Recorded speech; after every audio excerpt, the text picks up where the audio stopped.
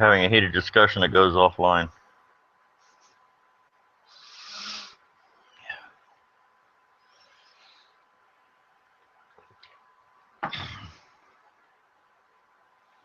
Yeah. Fingers crossed they change over soon. Yeah. Yeah, that's when I was talking to Matt Bell at one time and it happened and it was like, damn, it didn't get recorded because he made such an ass of himself. Yeah. I don't know.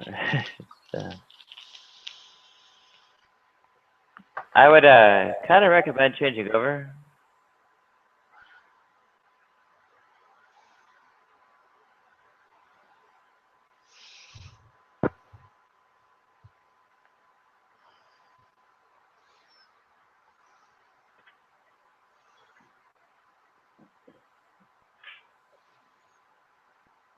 I would briefly suggest to change over to the new Hangout.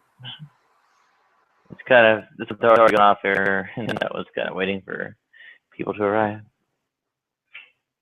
I didn't realize your emphasis was so much on Russian history. Oh yeah, I had a few classes in that. And so understanding communism kind of was a thing I had to do. But there's an emphasis on Russian history, and it was also there was Russian history, there was American history, but I was most interested in like Roman history and prehistory, and that's what I've been reading about since graduating. Because my thesis was actually on corporate personhood. So. Oh dear. I wound up I wound up getting a relatively varied education in history. The stuff that I've chased since has been Roman history and specifically Celtic prehistory. I have to say, I think the problem Incorporated had there was that he was nowhere close to accepting the framework of, all else being equal. No. No, but you should recognize that the laymen don't even know what you're talking about when you use a framework of all else being equal. And it's not entirely uncommon that you're in a situation in which there's two people that would like the job that you're offering. Yeah. Like in my case, it's gone both ways for me. Where and it's also depends on availability because I'm in situations where I'm hiring somebody for 3 days, and so there's tons of chances in order for that. But I will admit that more often than not, pretty people make their way onto the cruise and so on. All right, can I give a possible explanation? I think that one reason that may be true when they say, oh, pretty people get hired at a higher rate than ugly people. I think what we're not taking into account is that from an early age, many pretty people or people who could be considered pretty, they may get a lot of positive reinforcement from an early age, and as a result, their confidence level is up. Whereas people who are not so pretty or who maybe they weren't considered pretty as a child or whatever, they don't have as much confidence, so they're not as sure of themselves in interviews. Look, I've gone into job interviews with no experience, okay, only black guy there, and I got hired just because I was able to convince the people that he'd be a good fit for our team or for our company, that whole type of thing. So, the whole argument that you make that this person's more likely, that person's more likely, I don't know. There's been studies done on this shit too, right? Like. Yeah, there's been studies. And it results in what I'm suggesting that. It's really true, right? Yeah. Especially for women. Yeah. No, it's definitely true for women. You know why? Hold on. Let me address Snotty. You know why pretty women get hired more than than not so pretty women. You know why? Enlighten us. Because fucking men are doing the hiring. That's why. And they're going to companies built by men. Okay? That's why. A lot of times. Okay, if you had more companies that had more female founders and stuff like that, you'd see a change in that. More, female HR personnel and that type of stuff. You'd probably see a change in that. But the problem is, and it's just the fact of reality. Men, are the builders in society. We're natural empire builders. That's what we do, and we build economic structures to sustain ourselves and our people and our communities and stuff. So when people need to get hired, most of the time they got to go through men, or they got to go to a company built by men, because men build most of the companies. That's just how it is. I've honestly seen women hire prettier women more often than not too. Now what industry was that in? Film industry, but it wasn't for talent. Okay, but it was for like working behind the camera. True, yeah. Okay, well, it could also be subjective, because these women could be considered pretty, but to someone else they might not be so pretty. It just all depends on how you feel. Yeah, of course, there's a subjective thing to this. We know that. How do you know? Hold on. How do you know that these women weren't hired because they were pretty dumb ditzes, and these women who were hiring them knew that they weren't a threat to their position? I don't know, because that's possible too. So I don't know every single situation. I'm not going to discredit somebody's hiring because they're pretty either. So let's go ahead and stay away from that. But I'll say that I have noticed that as with women in filmmaking, the pretty ones are the ones that will get more jobs quicker. Well, if you're an actor, of course, because... No, I said specifically, not talking about talent. Talent, of course, okay? That's sex sells. That's part of marketing. Talent is a completely different fucking thing. I'm talking about your camera assistants, or your PAs, or your production managers, or whatever. Okay, well, maybe it's behind the fucking camera. Okay, well, maybe maybe it's just that maybe the chicks who are not so pretty, maybe they don't go into film. Maybe they go into computer programming, or they go into something else. I don't know how many times I can explain this to you with.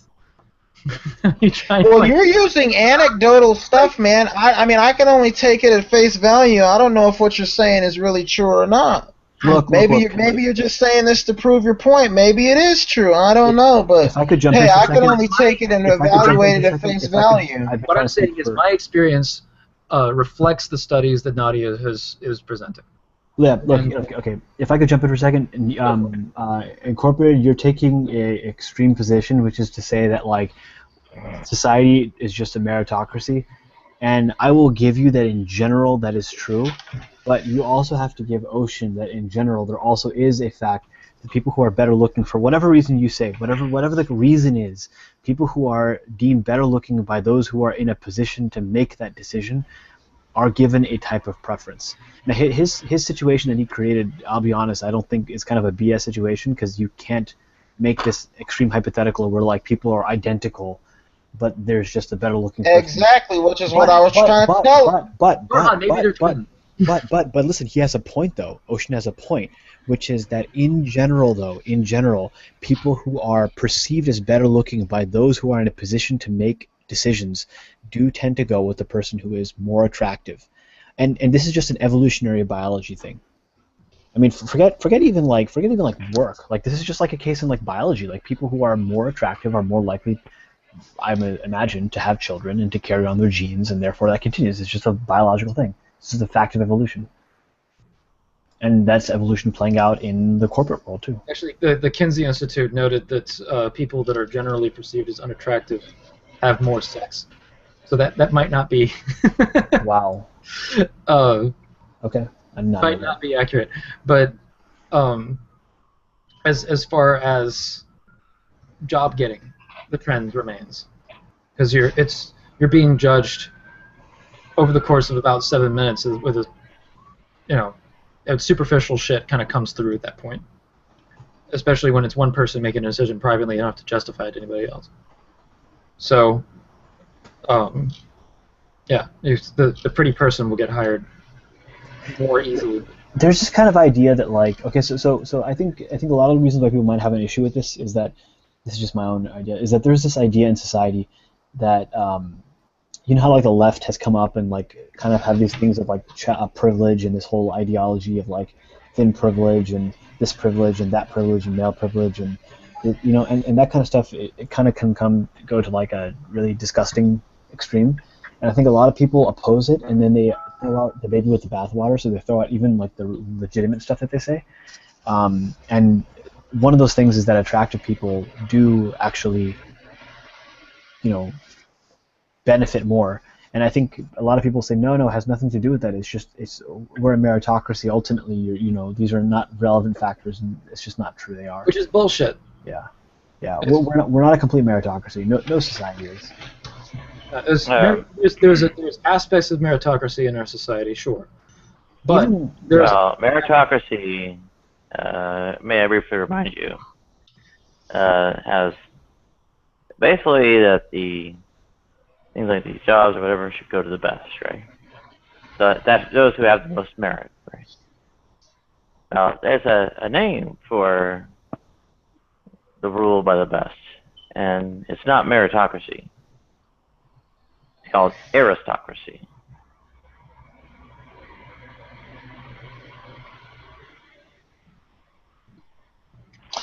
Okay, yeah, that means nothing to me, Nadia. I come from a family of business owners and stuff like that. People who started out poor in life, and pretty much, the sky was the limit to their potential. You keep on talking about an aristocracy and all that crap. Look, an aristocrat is just someone who happens to have the most money at any given point in time. That's what an aristocrat is. Okay, when I was in high school, and I want to share this story really quick. But I had a marine biology teacher. His last name was Bruss, but he said at one point his family's name was von Bruss, and that they were aristocrats in Europe, back in the day. And I guess somehow when they came to the New World, they dropped the, the term, von, that meant like, aristocracy or something like that. The term von means from or of, right? This also is the etymology of aristocracy. Aristos in Greek means best. Kratia, of course, power. And then there you go. Okay, let me ask you something, Nadia. Meritocracy is a bastardized, inappropriate mixing of Latin and Greek. Okay. Well, using Greek all the way, like you're supposed to when forming these words, you get aristocracy. Okay. Now let me ask you something, Nadia. Why should anybody ever worry themselves with that information? Why you keep on talking about an aristocrat, all this and that. Why should I care? What? Why should I worry myself with what they're doing? With what? Who's doing? Are we on the same topic? No, because you're talking about an aristocracy. Just change topics. You're talking about an aristocracy. Why should I worry myself about what an aristocracy is doing? It's not. But I didn't raise that topic. I said that meritocracy. Meritocracy. Well, you said it wasn't a meritocracy. Excuse me. Meritocracy is a malformed way of forming a word by mixing Latin and Greek. And the proper way to form words is by using one of those languages or the other. So the proper Greek way to form this word describing your system of power is aristocracy. Okay. Rule by the best, right? Okay, I get it. But I guess we use meritocracy because aristocracy already has a meaning behind it. It's a little bit different. Well, and there's a point, which is that meaning is very much appropriate. Yeah.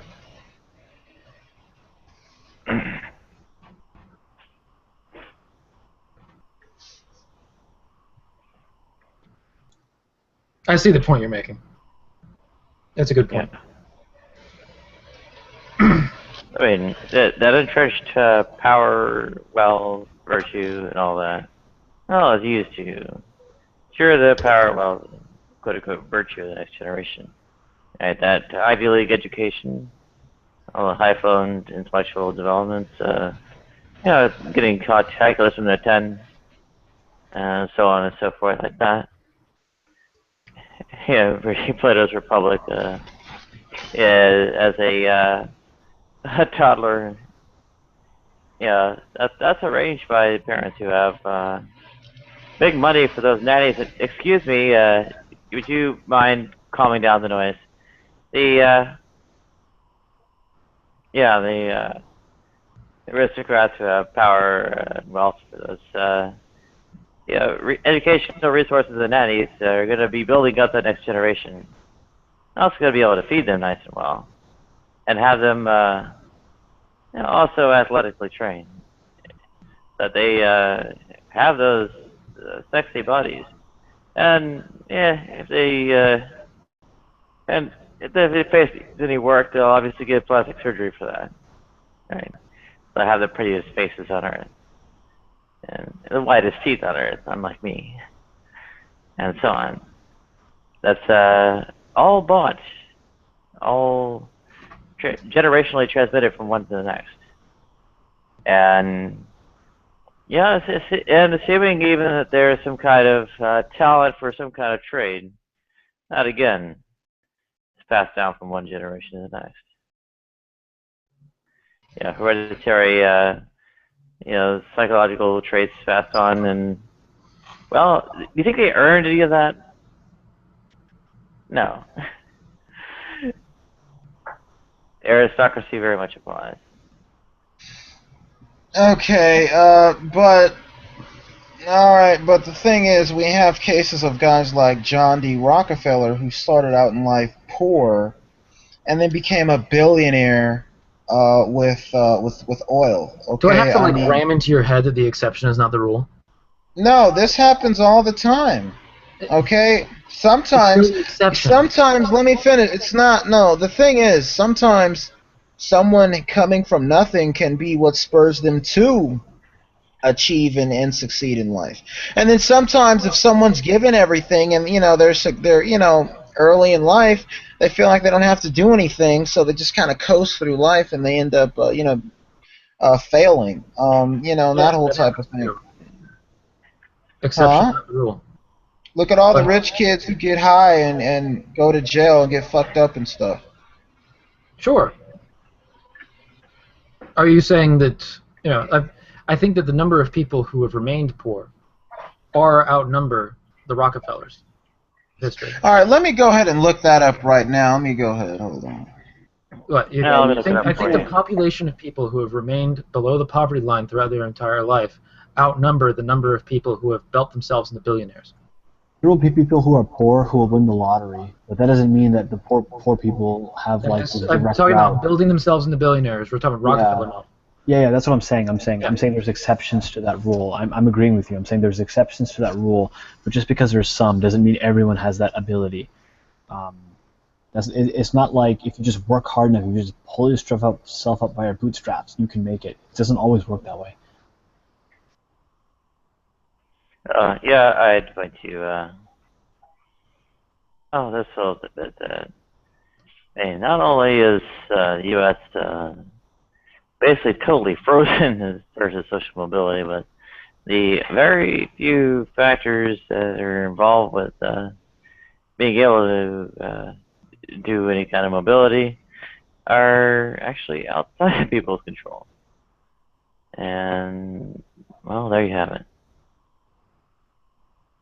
All right, Nadia. I'm gonna go ahead and share the screen really quick, and I want to show you guys something. Uh-oh. Okay, hold on, shit. Okay, 14.5%. This is the U.S. poverty rate. More than 45 million people, or 14.5% of all Americans, lived below the poverty line last year, the Census Bureau reported on Tuesday. The percentage of Americans in poverty fell from 15% in 2012, the biggest such decline since the year 2000. So the myth that, oh, everyone's, poor, people are being lifted up out of poverty because of capitalism. Straw man. There you go. And So actually, that is I actually fucking straw man, and the worst part is you have to. also, All right, and hold on. also false attribution. Nadia, Also- I need to whack Go this guy in the head. Let him try to rack Because me. my question was, or my assertion was that there are more people who have remained below the poverty line their entire life than there are Rockefellers of the world, as in people that were below the poverty line that built themselves into billionaires. And I said that. And you can rewind Okay, the but fucking not tape everybody and can be hold a on, billionaire. Hey, fuck boy. Not everyone's going You to can be rewind the tape and see that I said that. Now, the problem is that what you showed me was, hey, the poverty line, the number of people in poverty is falling since 2012. Fucking great. That doesn't respond a fucking wooden nickel to what I said. It doesn't back up your point. It doesn't combat my point. All it says is that 14% of the population. Hold on. It says there are 14% of the people below the poverty line, and there is definitely not more than 14% of the population in the world that have built themselves into billionaires. That's okay, bullshit. nobody ever said that, but but you took that number and you made a response to what I said, and you were everyone knows. Fuck him. No bullshit. That's not how that works. You have in fact proven my point by trying to combat me. Okay, here's the thing. Not everyone knows that there's not as many billionaires as there are poor people. Okay, that's just you were using Rockefeller as a model for. But the thing is, Rockefeller was just an example. You don't have to become a billionaire. You can start out poor and become middle class. That's what my parents did. Okay, they grew up in projects and stuff as kids, and now they're middle class Americans, and they're in retirement enjoying their pension. Incorporated. Do you understand the point he's making? The point he's making. Because it seems like you are not, because what you're saying is neglecting what he's saying. He's not saying that that this is impossible. He's not saying that. He's saying that for the vast majority, there is a statistically insignificant percentage of people who are socially mobile, and there are a statistically significant percentage of population who are socially non-mobile. And you're you're using as your example a statistically insignificant population and pointing them up. Rockefellers do exist, but they are a very, very, very small percentage. Capitalism does pull people out of poverty, undeniably, but you cannot say there's other factors. Creates poverty. You cannot say, I don't agree with that, but you cannot say that what we have right now, we don't have social mobility. That's just a fact. It's just a fact. Let me ask you something. First of all, hold on. Let me ask you something. Prove that capitalism creates poverty. I think capitalism hold on, just as Nadia. well as it creates wealth. At the very least, you have that principle of quote-unquote equal exchange has that basically it's a zero-sum game, right? The Gary got in exchange will either quote-unquote improve or detract from the overall wealth holding, assuming it's equal exchange, right? So there's the next step. Hang on, I haven't finished this. The next step of the proof is that it's not, in fact, equal exchange. The negotiating positions vary, and those with higher wealth holdings have better or superior or dominating negotiating positions. And so they will always extract more of that wealth and value from the disadvantaged parties, the lower wealth parties. At which point excuse me. At which point the wealth innately concentrates, and everyone else is impoverished. Okay, Nadia, not everyone in America is impoverished, and on top of that, the way economics works, Nadia, hold on, the way capitalism works, Nadia, is that You are far behind. people are free to come up with ideas that make the economy more efficient. Okay, and by doing so, they're able to basically produce products and put those products out into the economy, and these products generate wealth because they make economics more efficient. For instance, Henry Ford's Model T. Okay, I mean, before that, everybody was riding around on horses and buggies. Here he comes with his Model T, and he says, okay, see, there were other people that were producing cars before Henry Ford, but the problem is they were so expensive, they were only for the rich. So what he did is he made a vehicle in such a way that the average man could afford it, and look, shut up, man, I'm not done. And then it got he sold it to the working man. It got integrated into the economy, and it made the transport of goods so much more faster and more efficient. Okay, otherwise we still. I want to point out what's happening right now. This is incorporated. Nadia, I hear your argument. Here is a straw man. All right, continue. Yeah, well, the thing is, you talk about capitalism puts people in poverty. It creates poverty. No, it doesn't. What capitalism does is it creates opportunity for people to express their ideas and to get out there and to compete. It does fucking both. Yeah, it does. It creates opportunity, but it creates about as much poverty as it does wealth. No, I don't know about that. Okay, look, I spent the last like hour telling. It creates zero opportunity. Excuse me. I spent the last hour explaining to Nadia why I think communism is crap and how I generally support free markets. But I will also caveat that by saying that you are not just like, oh, if I just try really hard and pull myself up by my bootstraps, I will succeed. It's not that simple. It's not that simple. I'm sorry. It's just not that simple. Okay, first of all, hold on. There are other factors involved. I'll tell you something right now. I am right now, as we speak, programming. And I'm programming a product, right? But I only am able to program because I just happened to go to a very good school where they taught me programming. Well, they didn't really, but they sort of did. I lived with a father who tried really hard and struggled and all that kind of stuff and got me a computer, and I had all these advantages. If you are somebody who is from like an inner city ghetto where they don't have computers, you're not going to learn this skill, and therefore you're not going to be able to contribute to society. So yes, generally speaking, free markets do allow people the option to produce and make the economy more efficient, and they make a lot of money and they get out of poverty. But there are other factors involved, and you are simply not taking those factors into consideration. There is something called privilege, and you are not taking that into consideration. I want to hold on. Let me address Farhan. Before you do that, I got one thing to say to Farhan that's worth him looking into. Before you get married to capitalism as even generally, you should read up on what life is like below the poverty line between 1880 and World War I.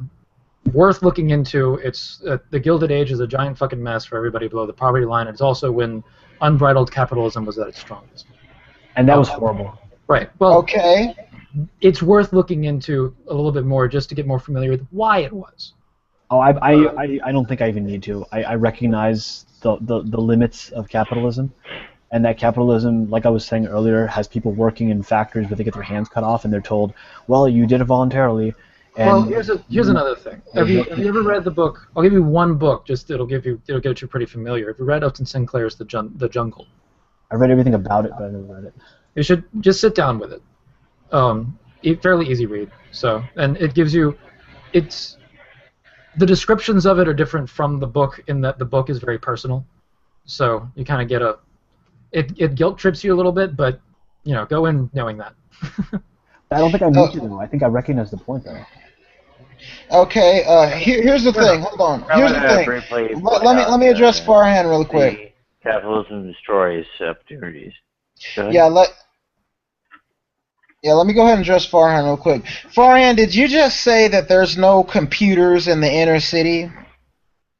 Don't take me so literally. No, that's what you said. Let me finish. That's what you said. You said there's no computers in the inner city. First of all, oh my God. First of all, I've lived in the, I grew up in the suburbs. I live in the suburbs now, but I lived in the inner city for a little while. I lived in Inglewood, California for a little while with my dad, and they had a library. Guess what the library had in it, Farhan? It had computers. Great. And people that didn't have a computer at their house, you know what they would do? They would go to the library and get on the computer. Okay, they had two libraries. One of them was a one-story library. And let me finish. One of them. Look, I live in the suburbs, and the libraries that they had in these inner cities are nicer than the ones I had in the suburbs. Why? Because the ones in the suburbs are defunded by these Republican mayors and stuff that we have. But the thing is. And when I lived in Inglewood, California, they had a nice one-story library full of computers, full of all the newest books and stuff. I used to love going in there and getting my books.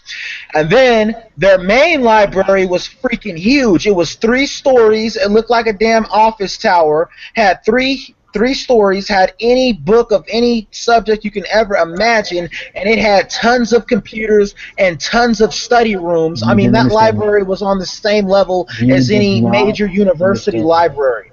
Okay? And this was in the inner city. You did not understand me. Yes, I did understand you. You said there's no computers in the inner city. No, hold on a second. Okay, if I had said that, I don't remember the exact words that I said. But the point that I'm saying is that what I did was I had a 386 computer. Actually, I had a 286 at one point, but I had a 386 computer before when they costed like $1,500. And this was not a common thing. I had computers before computers were famous. I had broadband internet access when nobody had broadband internet access. Okay, so I had a unique special case, and I had my own personal computer that was in my room. What year was this? I don't remember the exact year. Do you want me to give you the exact year? No, tell me what year was this. Okay, 1993. Okay, in my public schools had Apple IIGSs everywhere, and I used to mess with DOS on the internet was nothing in 1993 anyways. Please. Why did it matter? But I learned these skills. That were, honestly, I think some of the computer skills that I learned were not even, I went to, by the way, the schools I went to were some of the best in the country. Literally, the high school was on the top 25 in the country. And I'll tell you right now, I, even in my own school district, had advantages that other people did not have. Namely, that I had a computer in my house that was personally mine, but it was nobody else's, that I could mess with. And just like carte blanche, like I could do anything I want with this computer. And that's not something a lot of other people had, and I definitely had advantages over other people. Okay, but here's the thing. Everybody has the opportunity and the choice to pursue, whichever career field they want to. We don't live in a country where your career is picked for you by the government. So yes, everyone does have an opportunity to pursue. No, again, I don't agree with that, because the vast majority of what I learned technically, my undergrad was in economics. Ludic is going crazy over here. My undergrad degree was in economics, but I work in IT security. The reason I can work in IT security is because I was basically self-taught, and I had learned these skills, and I developed my brain to understand this at a very young age, and therefore I operate very well in that sphere. Not everyone has this. You can't just go to school for this. It's not just like, I pursued it on my own. No, some of these things happen that are outside of your choice. I would really recommend you read a poem by Robert Frost called Fear of God. It talks about this. Okay, well, here's the thing. Well, I grew up in a neighborhood, okay, in Los Angeles. You let someone else talk. The other people I've been talking. What, you want Yeah, to talk? yeah. Okay, go ahead. That capitalism doesn't create, and actually specifically destroys opportunities and all that. Because opportunities, things that are bought your way into. Every opportunity rests on some kind of utilization of resources. Resources, of course, have to be bought. At which point, the resources you have depend on how much money and touch you have. You don't get Oh, those opportunities. You don't get. Yeah, hang on. You again by the usual sort of fare where wealth condenses or concentrates and such. Well, there goes your destruction of your opportunity. all right, Now, all for the right. flip side, those holders of wealth in which the wealth accumulates don't actually genuinely get new opportunities because they've already got all the opportunity they needed. They already had enough wealth, and Okay. capitalism only destroys opportunity. You're just rambling on at this point, Nadia. The what ends up happening is and I want to go ahead and address Farhan what he was saying. I grew up in a neighborhood pretty much, my early childhood in South Central Los Angeles, where when we were kids, we would all play out on the street, and I remember those were like the happiest times of my life being a kid. And when you're a kid, you don't know anything about gangs or crimes, and you don't know. All you know is that you're a kid and you're just playing. You're playing. And what I noticed is that my best friend, who I grew up with, he lived right next door to us. My best friend played with him all the time as a kid. We grew up in the same neighborhood. Same socioeconomic background. My mom was a nurse. His family, his I'm pretty sure his parents had professional jobs and stuff. But the thing is, he grew up to become a blood. Okay, and I didn't. I grew up and I read books. I was a shy kid, introverted. Later on, went to college, got a job, that type of stuff. But he became a blood and got shot in the leg robbing a bank at 18. Okay, yet we grew up in the same neighborhood, came from the same opportunities. He made a choice to become a blood. I didn't. Okay, so it's choices. Nobody put a gun to his head and told him to become a blood. He just became one because he said, well, hell, this is a cool thing to do and I can get money doing this. And he made that very poor choice. Okay, I think we've had enough. Who knows? Go Yeah, but quarters. but the thing about it is it can't all be choice, and it's if you look at someone born in the slums of Guatemala, are they less advantaged than us here in America? Based on where they're born. And that's capitalism for you. The destroyer of all opportunity. Yeah, I mean, it goes both ways. It's like my grandmother was born in 1912 in Oklahoma in a shack with a dirt floor. They had to hand pump their water in an outhouse. During the Dust Bowl. And the long-term advantages over time of technology, she lived from that to Google. I mean, she just died a couple years ago. So the long-term advantages of technology is one thing, but and giving people incentive to develop technology is significant. But when she was younger, just like as technological advantages were come up with and capitalized on, she was of the poorest and got no immediate advantage of it. but in the long run, because of the technology, society has done better. So the immediate effect can be really bad for some people.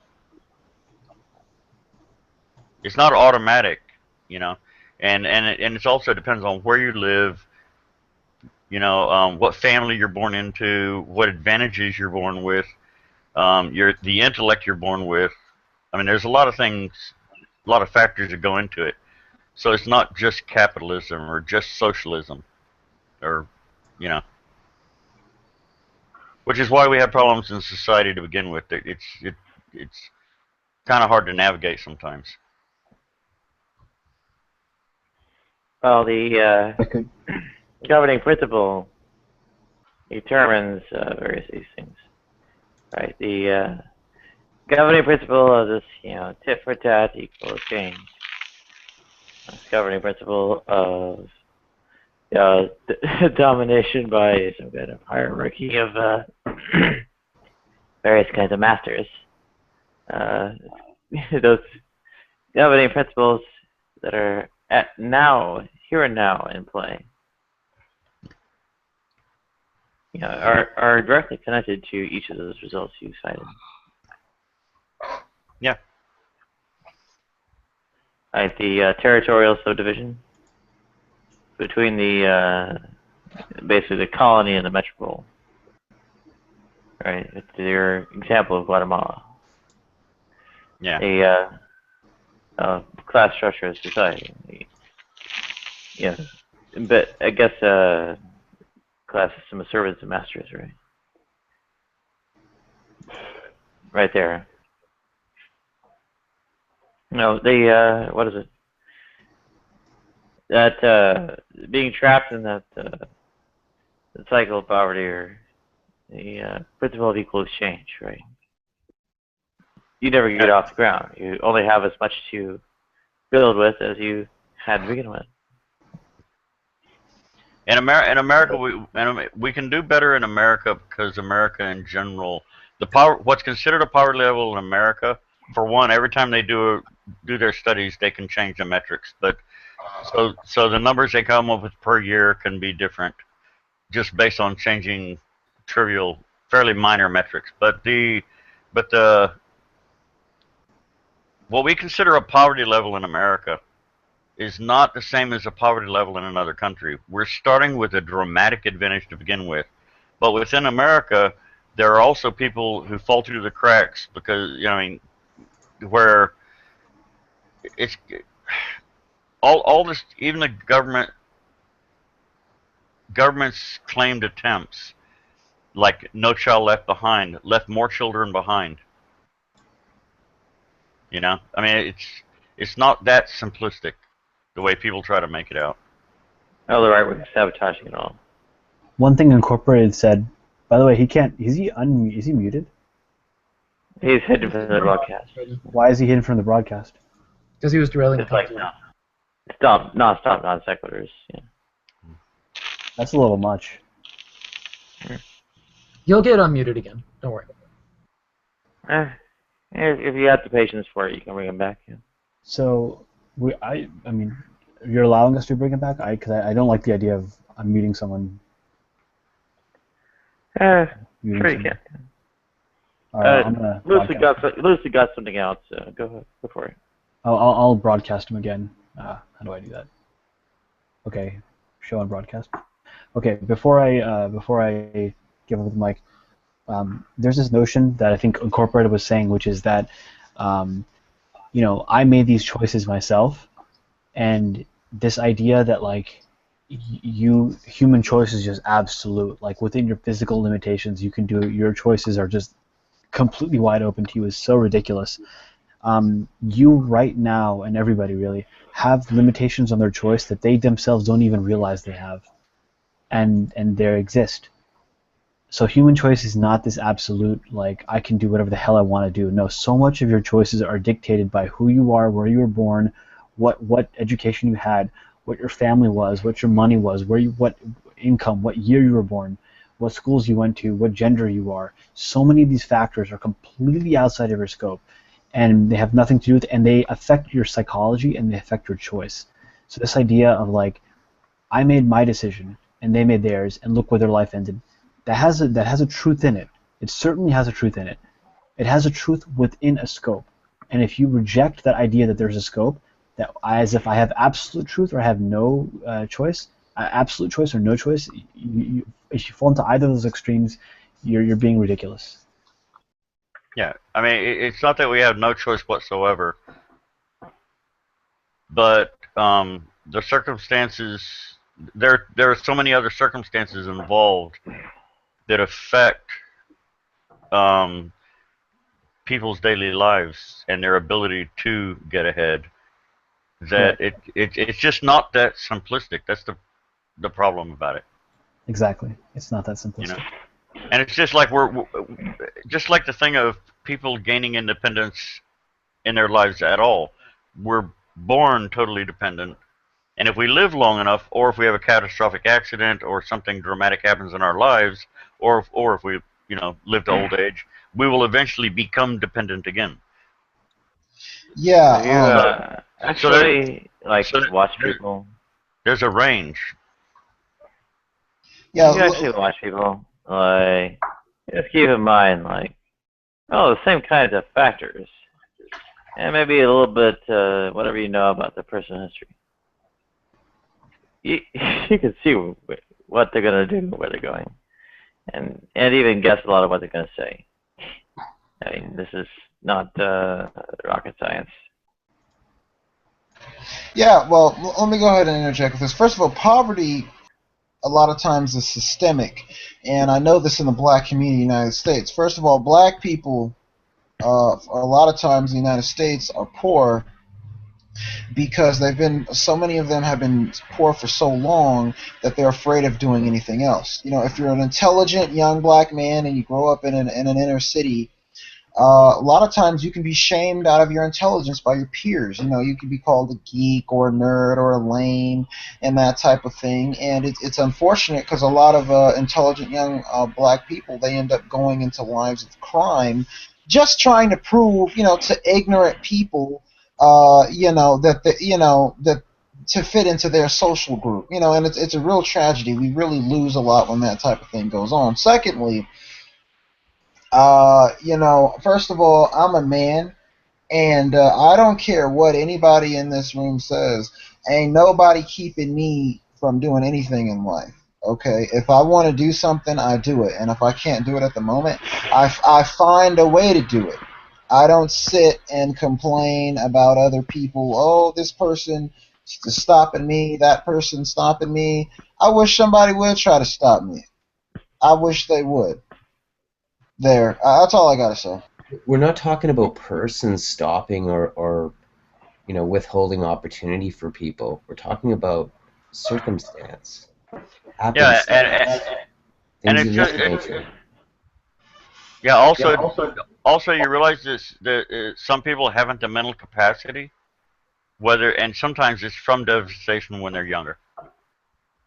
Well, that's weakness. Yeah, but it's reality. Yeah, but they need to fortify themselves somehow and get over it and move on. It They doesn't can't always get over it. it doesn't always work There's that way. no way. It's not that simplistic. There's no way. There's no way. Once you're stunted during your childhood development, you're, well, number one, permanently shorter. Number two, your brain's also stunted. You don't have the intellectual capacity. Yeah, Okay, let me I ask think you physical something, Nadia. limitations are Let me very ask you. Let me ask you, and anyone else in this room, were you stunted as a child mentally? Yes, everyone was. That's the point. Everyone was. Yeah, To some well, degree. Well, No, there's no, you a I weren't. was not. I I was wasn't not. stunted. that you have to deal with. I doubt Farhan or No, I probably was. anyone in this room Everyone was. was. I was in Really? ways that are It not won't matter. relevant directly.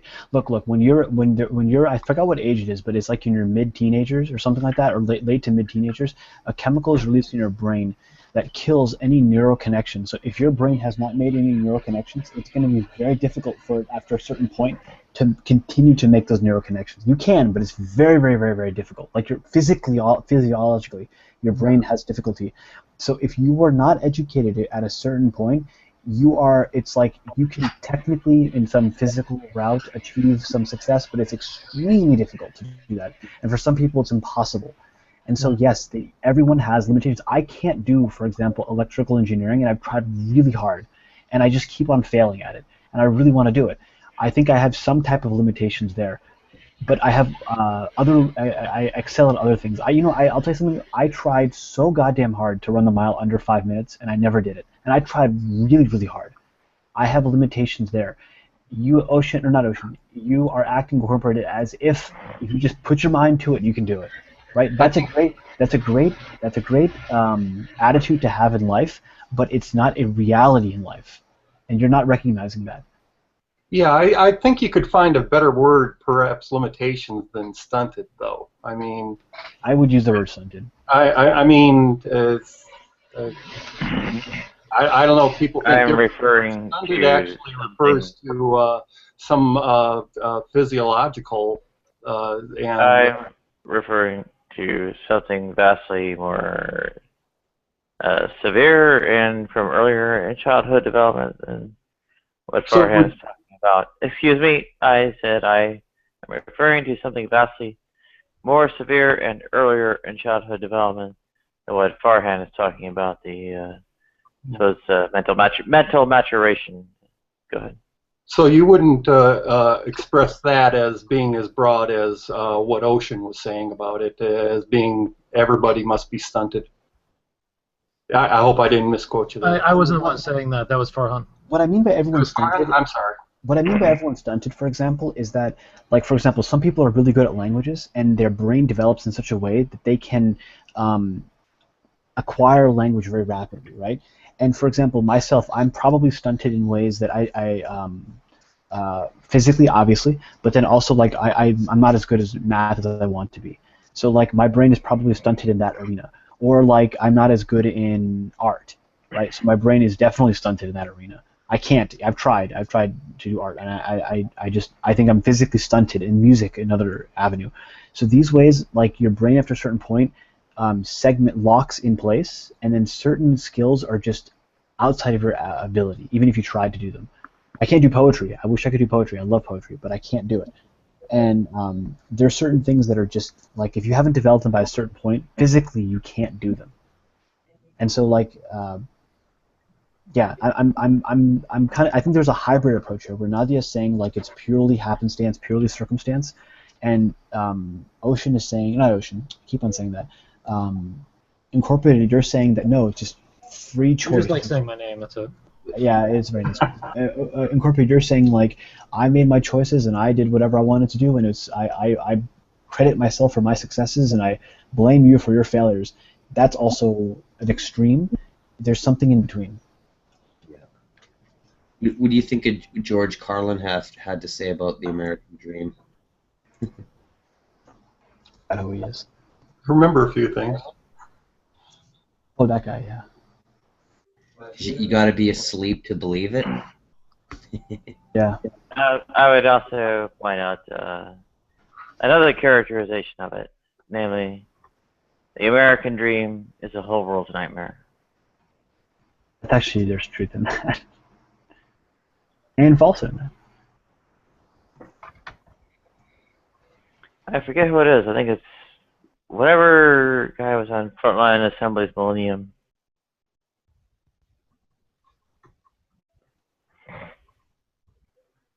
All right, now I'm going to go ahead and share the screen really quick, and then after this, I'm going to be out of here. I got a few last points to make. All right. So yeah. Check this out. Okay, capitalism is helping end global poverty. 1.1 billion people in the world still live in extreme poverty, which means surviving on less than $1.25 per day.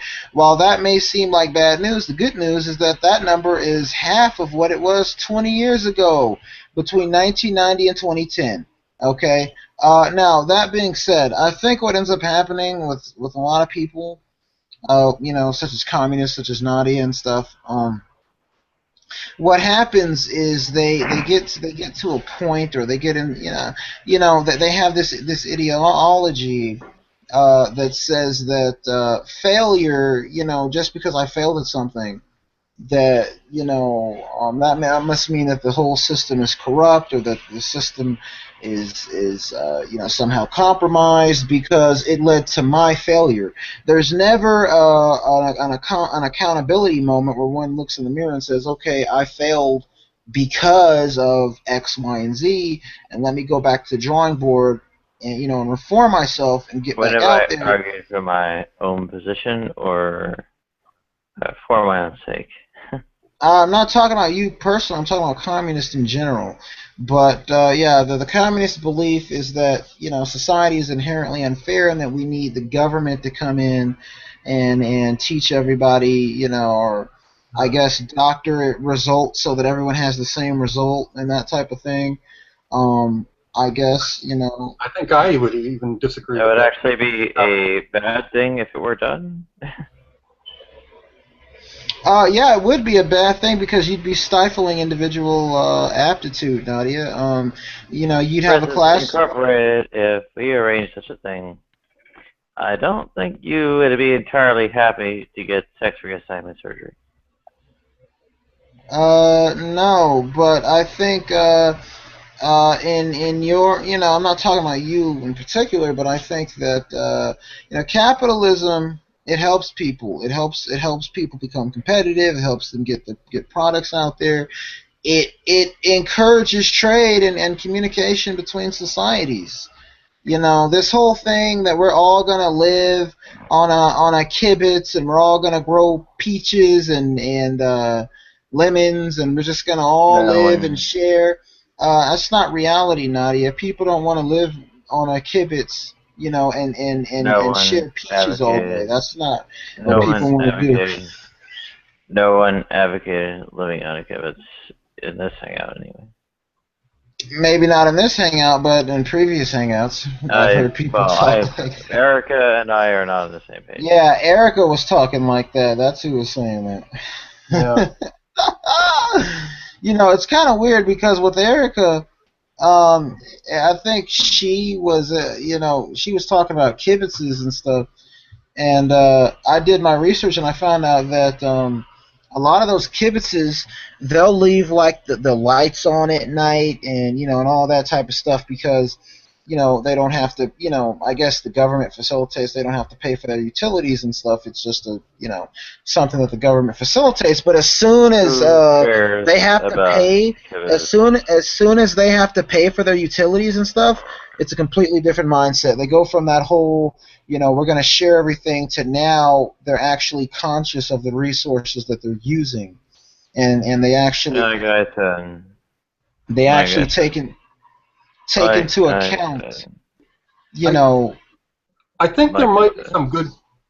I think there might be some good No one's points in what advocating. I'm seeing as a real black and white view of what you're doing here. I mean, but I have to say I'd have to criticize you for your black and white view that capitalism and victimhood are the things being weighed here. I mean, Victimhood? Who said victimhood?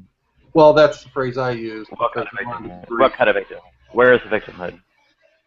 I think what he was talking about is something that I've heard before, and usually the word victimhood comes up. Yeah. Basically, what Farhan was advocating was a victimhood mentality of, oh, I came from this environment, and I I couldn't do this, and I couldn't do that, and that's basically, That's not quite what I was that's saying. never going to get anybody anywhere in life. I'm That's not what I sorry. was saying. do that.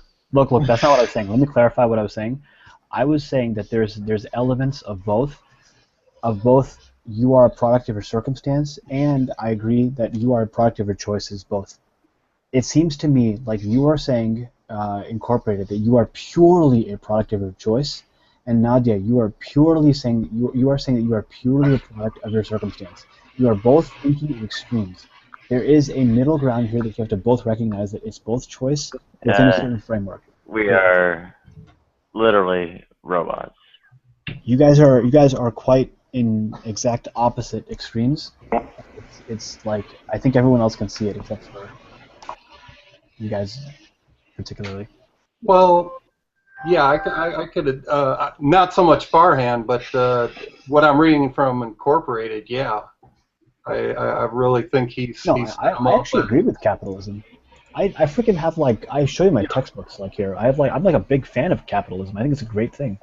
I'm generally speaking, I support it like in most ways, but like I don't take it to this extreme, and I don't think like there's any like criticism of capitalism is tantamount to rejecting like all these. I don't know.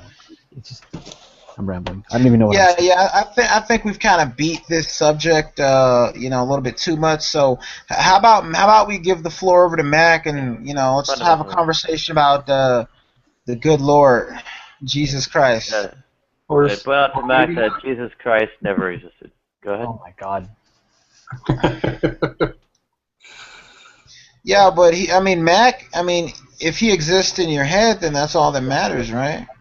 Haven't we had like I'm not a Christian, so I can't really speak about this, but I think a lot of Christians have basically given like evidence after evidence after evidence saying not only themselves but saying the scholarly community now, even the secular scholarly community, have pretty much concluded that Jesus existed.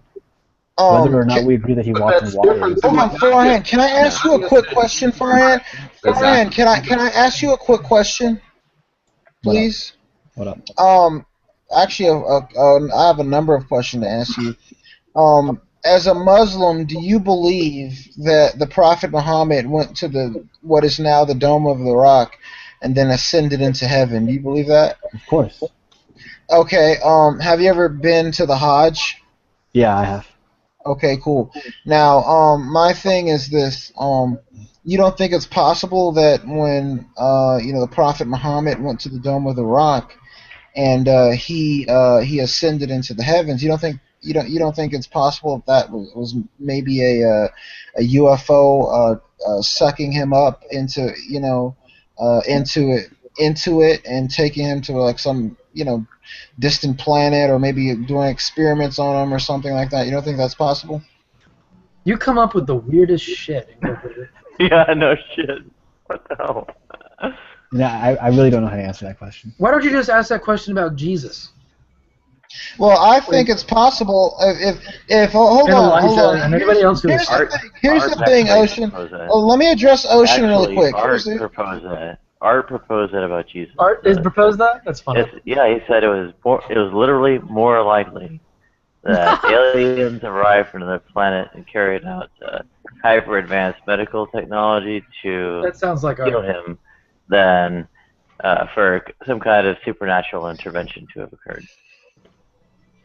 Yeah, well, here's the thing. I think that when you really look at a lot of the stuff in in the Bible and the Quran and stuff, it parallels closely modern accounts of UFO activity. I mean, the Prophet Muhammad getting sucked up, into the sky. That's pretty much an alien. Why is that's a bunch of bullshit. Whenever I hear somebody say, if you really look at document X, what then follows is the craziest fucking assertion I've ever heard in my life. Yeah. I'm not saying it's aliens, but it's aliens. Yeah. See, here's the thing. Hold on. Here's the thing. Okay, if Jesus Christ supposedly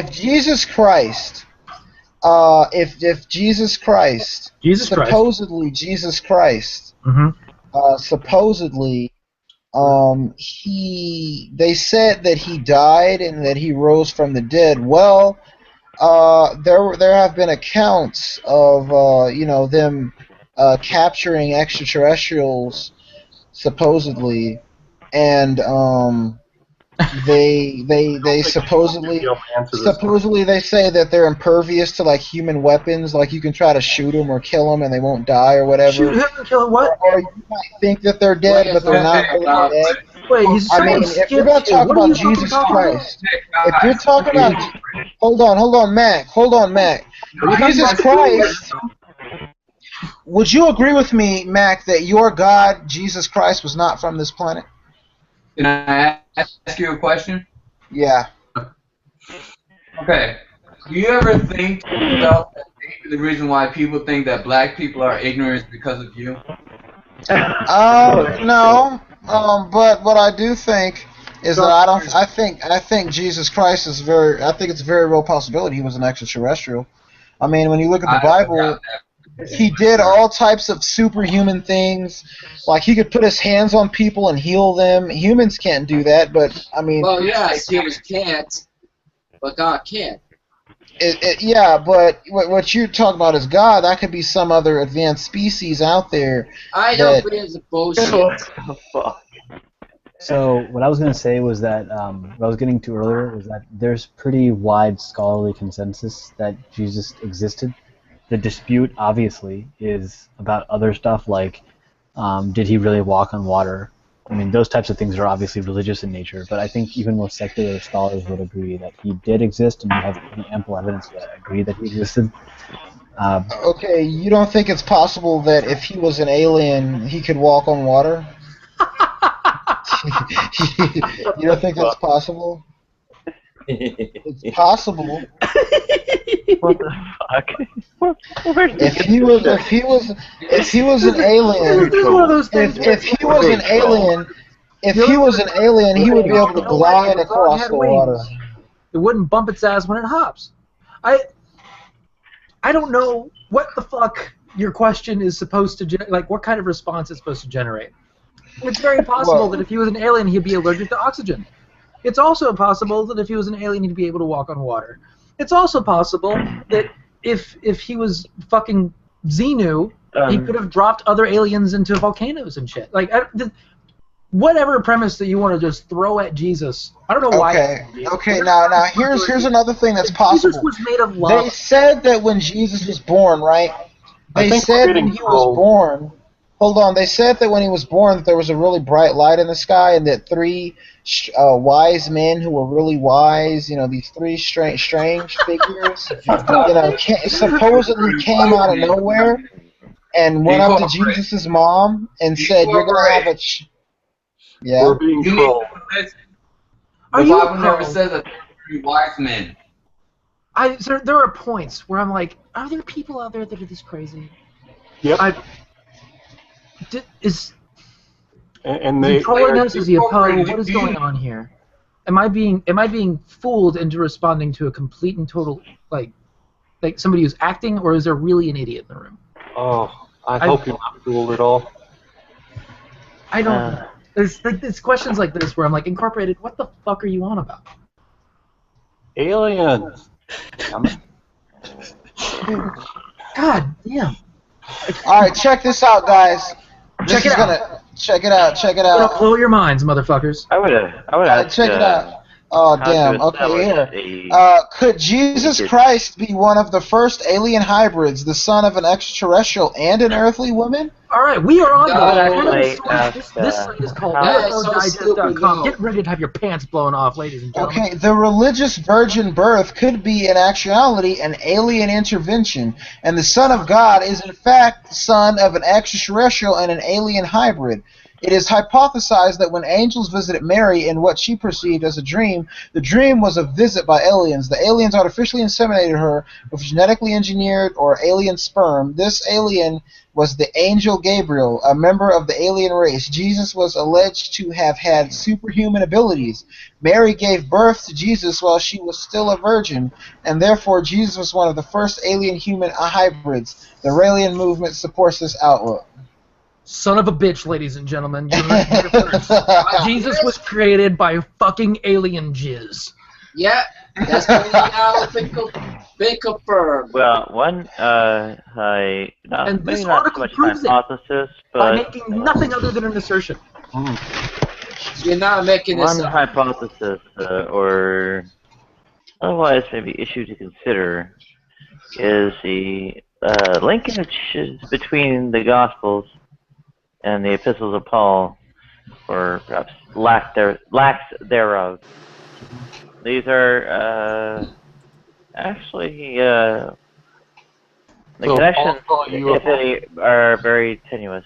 No, I suspect that the author of the epistles of Paul, most likely someone named Paul, are you actually incredibly interesting proposition? existed, This was an alien and switching it to Christ mysticism. because Yes. I think that we need to dig further into this Jesus was an alien proposition. there are serious questions to be raised. All right. So you All want right. to keep deeper. All right. Here's the I thing. want to dig deeper into this alien jizz. I'll go All right, ahead and let's I'll go. continue. I I'll want to continue dig reading. more deeper into Through it. history, it was often claimed that important people had miraculous births. For example, Plato was said to have been born by the union of the god Apollo and his mother. Alexander the Great was said to have been conceived when a thunderbolt fell from heaven and made his mother Olympias pregnant before her marriage to Philip of Macedon. While in the book of Genesis, it was told that the sons of gods had intercourse with women to produce heroes. Is there a chance that an alien could get me pregnant? Yay! You believe in alien miracles, hybrids. it can happen. Can I they was walk on asking water? Incorporated if an alien could get me pregnant. Can all aliens walk Oh. on water, and can all aliens turn water into wine? Mhm. Or was that just a Jesus Well, thing? here's what I do know. I don't know, but here's what I do know. I do know that human beings cannot walk on water, and I that's true. also do know that human beings cannot turn water into wine by simply thinking about it. The only Well, the possible first one explanation that you said was of false. these types of things happening, if we're going to Incorporate. rationalize the First Bible, thing that you is said that was these were extraterrestrial beings doing these things. These were not human beings. incorporated. You say The all first these thing people that you are said aliens was false. Mm. Mhm. Let me give you an understanding. Is Peter a human being? Was Peter a human being? Peter did not exist. Incorporated. I'm asking you a question. What? Answer yes or no, please. Was Peter a human being? Well, see, I don't believe in all these characters in the Bible. I'm not like you do. I'm not a follower of the of your religion. No, Well, I yeah, yes it or no doesn't here. actually According matter to the what the biblical assertion narrative, Okay, Peter was just about as much of a human being as Peter Parker was from Spider-Man. Well, let me ask. Is that a yes or a no? People don't generally grant that you can simply something without some counter evidence, right? So I mean, the extent you have like a contrary assertion to make, you need to do a little bit more. Just kind of say there's a lack of warrant. And in fact, if you said that there is a lack of warrant, you probably need to take the things putatively considered warrant and go about. All right, let me ask Mac. You don't think that your God? I mean, it even says in the Bible, in your own Bible, it says I expect an answer for my question. What was your question? Is Peter, based Well. on the biblical narrative, a human being? Uh-oh, he threw it based upon the biblical Peter, narrative. based on the biblical narrative, wasn't didn't. I don't know. Well, see, I don't believe. Let me help you along, Incorporated. He did have superpowers, though. I don't think he ever existed. Well, the Book of Acts gives attributed such thing. Let me give you at least some kind of counterclaim and such. Gone. Oh, he left. Done. Did you kick him? Okay. No, yeah, I I was gonna say. He just left on it. He apparently has left on his own. Oh. Yeah, he just left. Barring someone else. Somebody did eject him?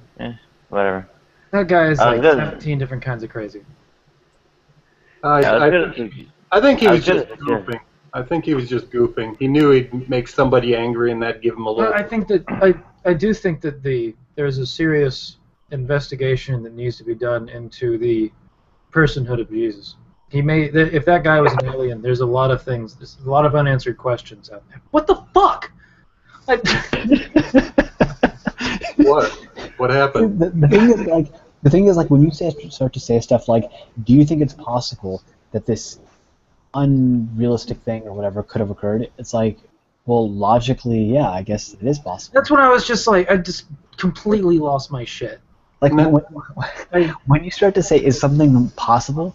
It kind of, if you mean is it logically possible? Then anything is logically possible. Can I imagine a world Not in which logically this is true? Yeah, but I can also imagine dragons and shit. Like, Yeah, what? yeah. What do you want me to do? Is it true? Maybe it's dragons, you know? I mean, you never Maybe know. there's dragons and shit. I have no fucking clue. I was gonna, Unless- I I'm was gonna go gonna full say, solipsist here in a second. Unless they claim specifically to believe in aliens, it is very likely they're just goofing.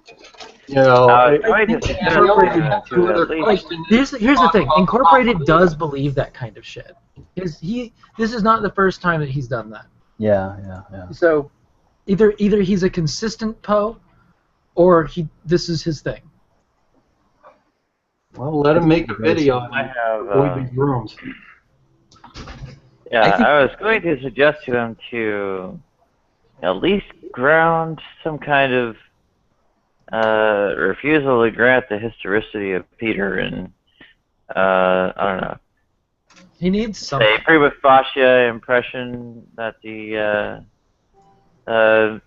narratives were too supernatural or non-historical or something, or at least maybe even like quasi-genetic fallacy. It's not reliable because it was religiously motivated. I mean, Yeah. it's just something, anything to get some kind of There is justification for dismissing it. Sorry, I said something, anything to get some kind of justification for dismissing it. there is a conversation to be held here. I mean, do you believe Alexander the Great is more real than Peter? You can say, okay, these are the possibilities I consider. This person, I do not mind putting on the idea that the greater possibility is that they're fictional.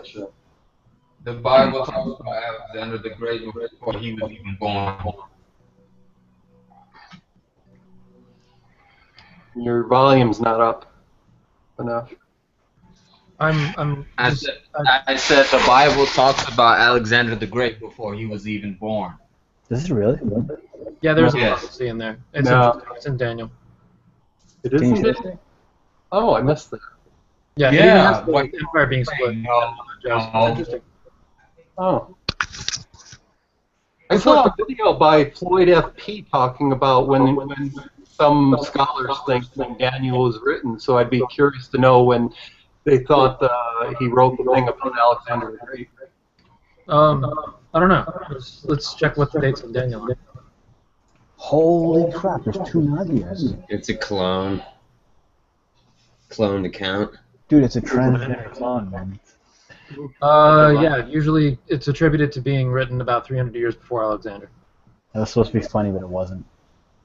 So we're talking about what is a supposed prediction then? It's not a supposed prediction. Well, Okay. yeah, it's a supposed prediction. You got to validate that it was a prediction, but the prophecy is fairly nebulous. So, Okay. but it applies. Like everything works. Well, that's why the discussion on Daniel is interesting, because some people do claim a later date and late enough to be after Alexander the Great. I haven't seen it. All the dates I'm seeing are like 600 something. So. What is it? You saying the Book of Daniel? Yeah. Yeah, It's not about Like Alexander. 500, 600 to 500 BC. Stock Account had a video, had a thing with Floyd F.P. on it 2 days ago.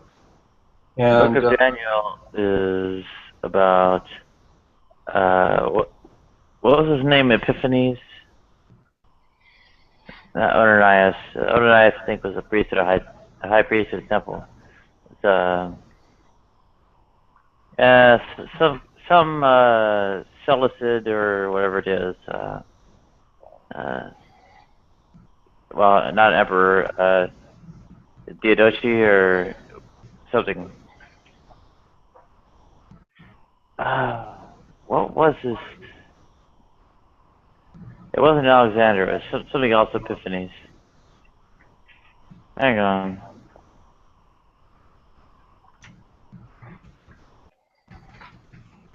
I think I'd like to hear the verse now, because It is this is in, something I was very aware of. It is Antiochus, yeah. Daniel 8.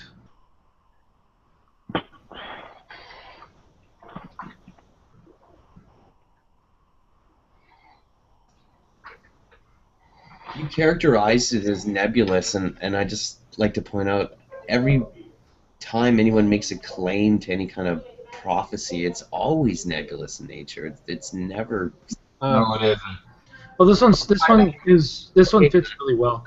Talks about the large horn and it being split into 4 smaller. So it fairly reflects Alexander the Great. Well, maybe he read the Bible passages and was trying to. Yeah. Alexander the Great read Daniel and was trying to fulfill it? No.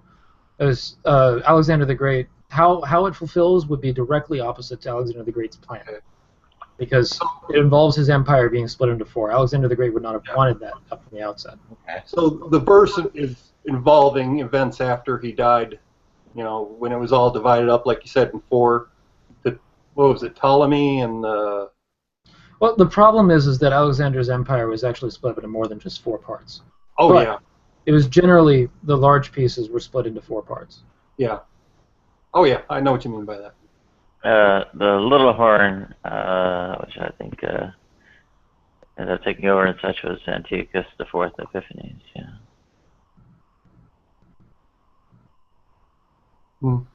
So did the verse say anything about the what happened to or what was going to happen to the 4? Because right now it just sounds like imagery. Like what? Just sounds like imagery, the horn being split into 4. Oh, well, Well, to some traceable. Sorry, go ahead. No, I said to some it is. Prophecies, depending on who is trying to understand it, all it becomes is basically some type of like mixed message or a message that would never make sense to an individual who does not try to get an understanding of it. Well, I think I would agree with you, except for the magical part. It's actually a problem I have with I prophecy. never included the magical part, so why did you include that? Because that's how I interpret you. My issue I have with prophecy is that, like, let's suppose like the prophecy fails. People who it failed for will just say like it has some alternate explanation or it's a metaphor, and if it passes, they'll say it's literal. And then so it kind of no matter what you win. So and then there's like other aspects of it, like if prophecy is like very very vague, then it kind of passes no matter what, and so it's just gonna happen. So I It feel looks like prophecy, it's symbolic. I'm reading it now. It's Daniel 8:1 through 14. I think And there's an prophecy. interpretation afterwards, which I'm gonna read here in a second. I haven't read the interpretation before. My interpretation of prophecies is that if you believe in them, they're like a confirmation of your faith, and if you don't believe in that religion already, then it's kind of irrelevant. That would be fair. Well, there's an interpretation in the Bible. That's what I'm talking about. Like verses 15 through 27 are an interpretation of the So they prophecy. provide the interpretation, you're saying? Yeah, the Bible provides the interpretation. I'm not well, then reading it. I'll I'm go reading the with that, prophecy right now, just to make sure that it fits. It kind of does. Let's see. Yeah, it doesn't really say what happens to the 4 horns.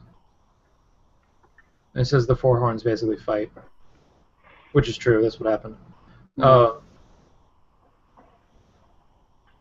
Well, they're mostly trying to absorb all those little small parts. I interpret it for you.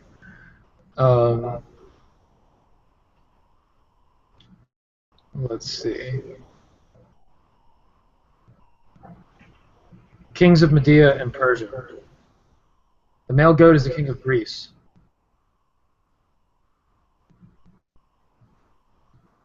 As for the horn that is broken, in the place where 4 others arose, 4 kingdoms will arise from this Greek nation, but not with his power. So, which is what happened. Alexander the Great died, and his 4 main generals were the main inheritance of the empire.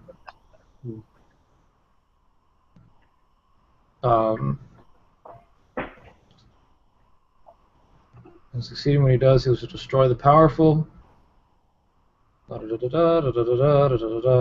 And it even says that it's one of them is. I was looking at it. It's like, okay, so that's Greece, that's Persia, and then in the interpretation it says this is Greece, that's Persia. Then the split up is these other 4 people who won't come out of his power, which is true. Alexander didn't have a here, so the generals split it up. Yeah. Well, roughly it was also like Syria and Egypt centered with the Ptolemies, right? That's what we're talking about? Yeah, Ptolemy was Egypt, then there's the Seleucid Empire, and then there is Kingdom of Macedonia. And the 4th one could be Bactria. I can't remember exactly which generals inherited what.